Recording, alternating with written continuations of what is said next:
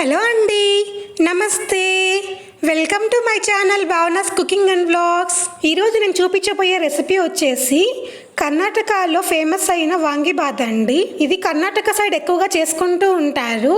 ఈ వాంగిబాత్ రెసిపీని ఎలా చేసుకోవాలో చూసేద్దామా? మరి ప్రాసెస్లకి వెళ్ళే ముందు నా ఛానల్ సబ్స్క్రైబ్ చేసుకొని వాళ్ళు ఉంటే సబ్స్క్రైబ్ చేసుకోండి, లైక్ చేయండి, షేర్ చేయండి. ముందుగా వాంగిబాత్ మసాలా కోసము 1 స్పూన్ పల్లీలు, 1 స్పూన్ ఉద్దిపప్పు, 1 స్పూన్ శనగపప్పు, 1/4 స్పూన్ జీలకర్ర, 1 లవంగం, 2 చెక్క చిన్నవి, 2 ఎండుమిర్చి, 2 స్పూన్ల ఎండు కొబ్బరి, 1 స్పూన్ ధనియాలు. నేనైతే కొలతలన్నీ చిన్న స్పూన్తో తీసుకున్నానండి. తర్వాత ఒక ప్యాన్ తీసుకొని అందులో 1 స్పూన్ దాకా ఆయిల్ వేసుకోవాలి. అందులో పల్లీలు, ఉద్దిపప్పు, శనగపప్పు, ధనియాలు, జీలకర్ర, చెక్క, లవంగం, ఎండుమిర్చి వేసుకోవాలి. మంటను పూర్తిగా లో ఫ్లేమ్లో పెట్టుకొని ఫ్రై చేసుకోవాలండి. ఇక్కడ చెక్క లవంగం అనేది ఎక్కువ తీసుకున్నారంటే మసాలా అనేది ఘాటు ఎక్కువ అయిపోతుందండి. అందుకోసం నేను ఇక్కడ తక్కువ తీసుకున్నాను. ఇంకా ఎండుమిర్చి అయితే ఇక్కడ 2 తీసుకున్నాను.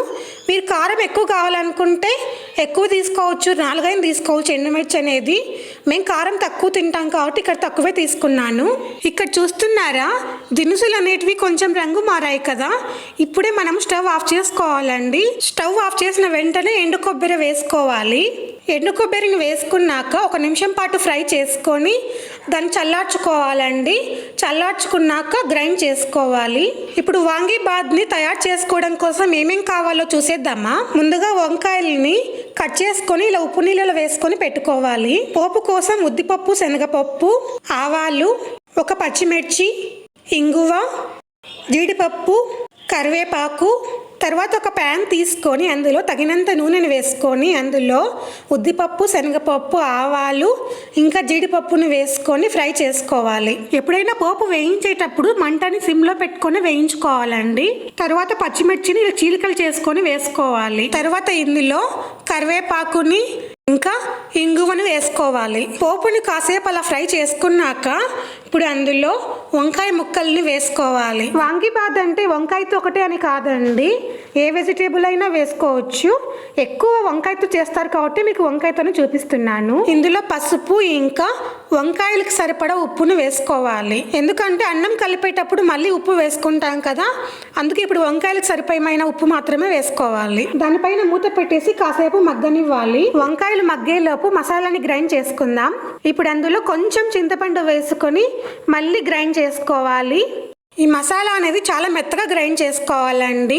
ఇంకా చింతపండు అనేది మీ చాయిస్ అండి, వేసుకుంటే వేసుకోవచ్చు, లేదంటే లేదు. కొంచెం టేస్ట్ కోసం వేసుకుంటే బాగుంటుంది.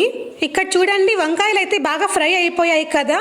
ఇప్పుడు అందులో మనం గ్రైండ్ చేసి పెట్టుకున్న మసాలా పౌడర్ని వేసుకోవాలి. పౌడర్ని వేసుకున్నాక ఓసారి అంతా బాగా కలుపుకోవాలండి. ఇక్కడైతే నేను 3 వంకాయలు తీసుకున్నానండి. ఇప్పుడు అందులో అన్నంని వేసుకోవాలి. ఇది కలిపేటప్పుడు కొంచెం జాగ్రత్తగా కలపాలండి, నిదానంగా కలుపుకోవాలి.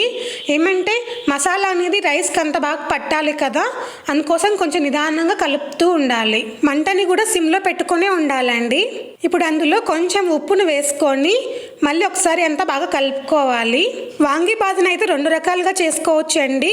ఒకటేమో ఇలా మసాలా మనం ఇంట్లోనే రెడీ చేసుకొని చేసుకోవచ్చు. ఇంకో మెథడ్ వచ్చేసి చాలా సింపుల్ మెథడ్ అండి, అది కూడా నేను త్వరలో వీడియో చేసి చూపిస్తాను. ఇంకా చివరిగా కొత్తిమీర వేసేసుకొని స్టవ్ ఆఫ్ చేసేయాలండి. అంతేనండి, ఎంతో టేస్టీ అయిన వాంగిబాత్ రెడీ అయిపోయింది. మీరు కూడా తప్పకుండా ఇంట్లో ట్రై చేసి కామెంట్ చేయండి ఎలా వచ్చిందో. ఈ రెసిపీ అయితే మీకు నచ్చిందని అనుకుంటున్నాను. నచ్చితే లైక్ చేయండి, షేర్ చేయండి, సబ్స్క్రైబ్ చేసుకోండి. మరిన్ని వీడియోస్ కోసం పక్కనే ఉన్న బెల్ ఐకాన్ని ప్రెస్ చేయండి. అప్పుడే నేను పెట్టే ప్రతి ఒక్క వీడియో మీ స్క్రీన్ పైన కనిపిస్తుంది. బాయ్ అండి, మళ్ళీ నెక్స్ట్ వీడియోలో కలుద్దాం.